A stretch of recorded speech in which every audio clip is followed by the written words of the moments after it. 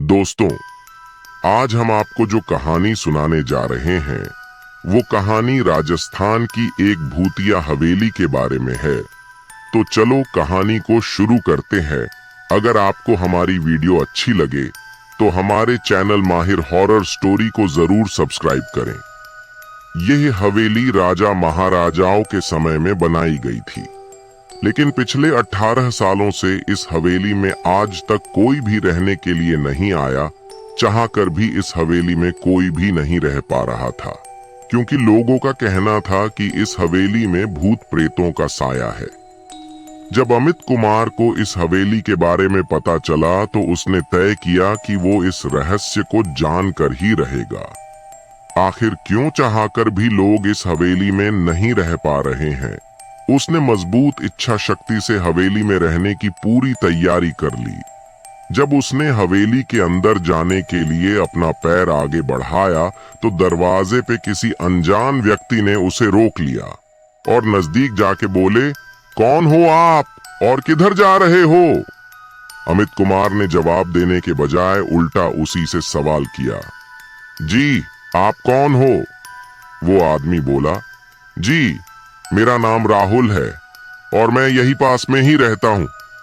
अमित कुमार ने कहा, ओह अच्छा, मैंने सुना है कि यह एक भूतिया हवेली है और यहां कोई नहीं जा पाता है, इसलिए मैं इस हवेली में एक दिन रुकने का फैसला किया है।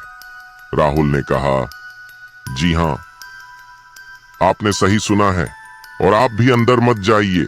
मेरी मां ने तो आप भी वापस लौट जाइए, यहां बहुत खतरा है।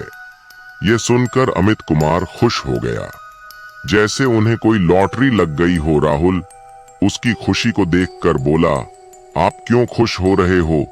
आपको तो भूत का नाम सुनकर डर लगना चाहिए।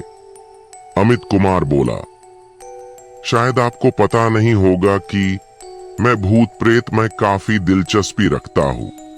अगर इस हवेली में भूत है तो मैं अंदर जरूर जाऊंगा और सारी सच्चाई का पता भी लगाऊंगा। इतना कहकर अमित कुमार उस हवेली में चले गए। अंदर जाके अमित ने अपनी बैग को साइड में रखा और हवेली के चारों ओर देखने लगा। सारे कमरे भी चेक कर लिए। बाद में ड्राइंग रूम में आके सोफे पर बैठ गया। उसने वहां पर बैठकर दारू के 2-4 पेग भी पिए। वहीं अचानक उस रूम में लाइट का एक बल्ब अपने आप बलने और बुझने लगा, लेकिन अमित ने उस पर ध्यान नहीं दिया। थोड़ी देर बाद दूसरा बल्ब भी बलने बुझने लगा। फिर तो हवेली की सारी लाइट अपने आप बंद और चालू होने लगी। ये सब देखकर अमित अपनी जगह पे खड़ा हो गया और तभी अचानक उसके सामने एक छोटा टेबल हवा में उड़ने लगा। करीबन 6 फुट हवा में ऊपर जाके गोल गोल घूमने लगा और बाद में अमित की ओर तेजी से आने लगा। अमित ने तुरंत ही अपने जगह बदल दी और दूसरी ओर चला गया और वो टेबल वहीं जाके गिरा जहां अमित पहले खड़ा था। अमित कुछ समझ पाता उतने में सोफे की शीट उसकी ओर आने लगी। वो जल्दी से खड़ा हो गया और छलांग लगा के दूसरी ओर कूद गया, जिसके कारण सोफा दीवार से टकराया और अमित बच गया। अचानक सब कुछ शांत हो गया। अमित ने चारों ओर ध्यान से देखा और भारी आवाज में बोला, तुम जो भी हो सामने आकर के बात करो। थोड़ी देर बाद वहीं पर एक बड़ी परछाई उसके सामने आई। अमित ने उस परछाई को देखकर बोला, कौन हो तुम और क्यों मुझे मारना चाहते हो? वो परछाई बोली, तुम्हारी भूल के कारण। अमित बोला, मेरी भूल? मैंने कौन सी भूल की? परछाई ने कहा, इस हवेली में आने की भूल।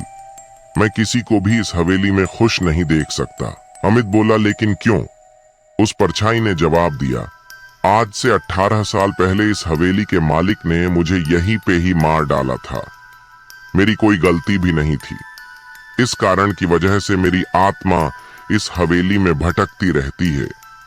मैं किसी को भी इस हवेली में नहीं रहने दूंगा, क्योंकि इस हवेली में मेरा खून हुआ था। इस हवेली में जो भी रहने के लिए आएगा उसकी मौत होगी। अमित ने कहा, मैं तुम्हें तुम्हारे असली रूप में देखना चाहता हूं। वो परछाई बोली, चलो तुम्हें मारने से पहले मैं तेरी यह इच्छा अवश्य पूरी करूंगा। और उस परछाई ने एक भयानक और डरावना रूप धारण कर लिया। उसका चेहरा इतना भयानक था कि अमित भी एक पल के लिए डर गया था। थोड़ी देर बाद अमित ने अपनी जेब में से गंगा जल निकाला और उस भूत के ऊपर फेंक दिया। भूत के ऊपर गंगा जल पड़ते ही वो जलने लग गया। वो बहुत जोर जोर से चिल्लाने लगा और बाद में पूरी तरह से जल गया। उसके बाद अमित ने चैन से सांस लिया और वहीं पर सो गया। दूसरे दिन सुबह जब लोगों ने अमित को सही सलामत हवेली से बाहर आते देख तो लोगों को यकीन नहीं हुआ। लोगों ने अमित से पूछा, तुम कैसे जिंदा हो? जब अमित ने लोगों को कल रात को घटी घटना को पूरी तरह से बताया और बोला, अब यह हवेली भूतिया हवेली नहीं रही। दोस्तों, आपको यह कहानी कैसी लगी प्लीज हमें कमेंट करके जरूर बताएं।